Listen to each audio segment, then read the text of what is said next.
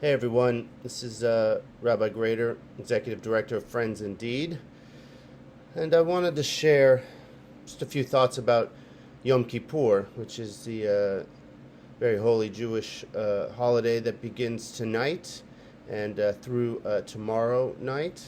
Um, it's a day of reflection, of fasting for many people, of asking for forgiveness, of reflecting on ways that we have gone wrong, and hopefully forgiving others, and preparing for a new year, hopefully correcting our ways as best we can. And so I think about this a lot in my work here, our work here at Friends Indeed, with the most vulnerable people, with the homeless community, those experiencing homelessness. And I think that in many ways we owe these folks an apology and really should be asking for forgiveness. We have let them down. We have, in many ways, understood in our tradition that repentance is about missing the mark. It's about finding ways that we have gone astray and to try and straighten out. As a society, I think we have certainly gone astray in regards to the folks living on our streets, the folks that are living dollar to dollar in fear of losing their home if they have one, in fear of not being able to feed their children, and in fear of being on the streets, be they men, be they women, be they seniors, be they veterans, children. And so we're working, obviously, at Friends Indeed to try and correct this and help people. And we're doing things as a society. I don't think we're doing enough, and I don't think that it's a strong enough priority. But I want to invite us as individuals that even if we can't give money, even if we don't want to do that, when we see people on the street, I invite us to look them in the eye and to offer an apology. Just to say, I'm sorry. I'm sorry that you're out here. I'm sorry that I'm part of the society that is keeping you out here. It's a way to have a direct understanding that this is not separate from us. This is not government. This is not environment. This is not society. This is us, human beings. And in whatever small way we can, make that apology to that person right in front of you. Is it going to change the situation? No. But it's about taking responsibility on an individual level. So I want to share with you one text. I don't often do this from a religious perspective, but Friends Indeed, we're an interfaith community, and as a spiritual leader, I sometimes like to lean on that in my work here. So tomorrow, in synagogues around the world, the reading from the prophets is going to be from Isaiah 57. It's very famous if you follow the prophets.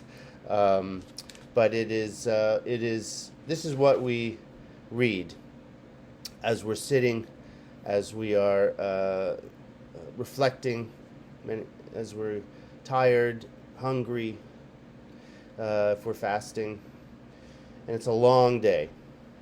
But this is what Isaiah says. He says, we ask God, why when we fasted did you not see us? When we starved our body, you paid us no heed. And the reflection of Isaiah says, because on your fast day, you did business. As usual, you oppressed your laborers.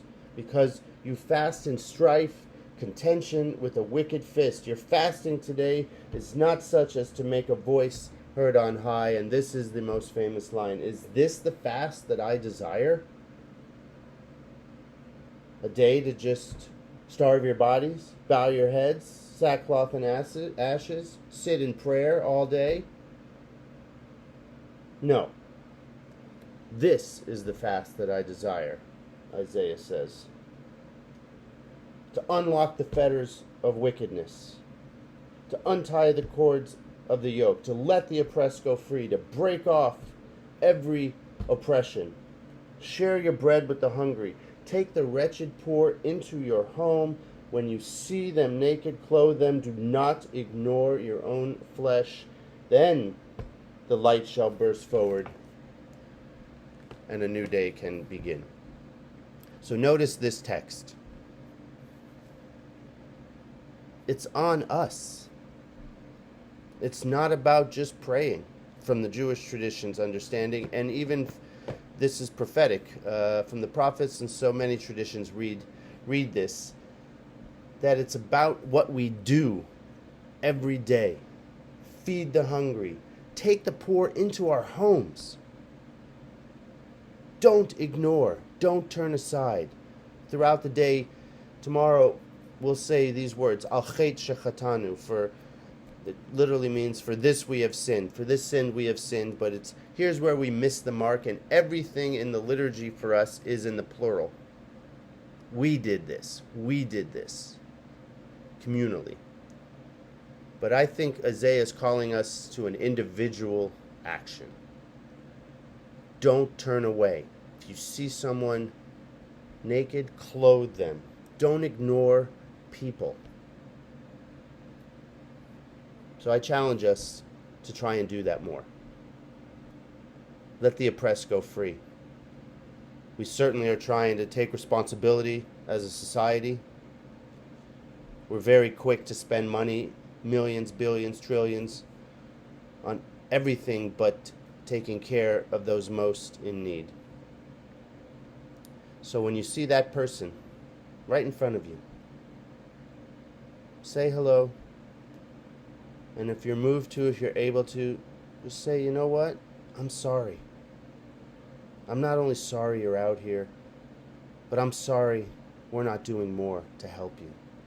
As another person in this society, someone who by God's grace, I'm able to be here, to be in a different situation. I'm sorry that we're not picking you up.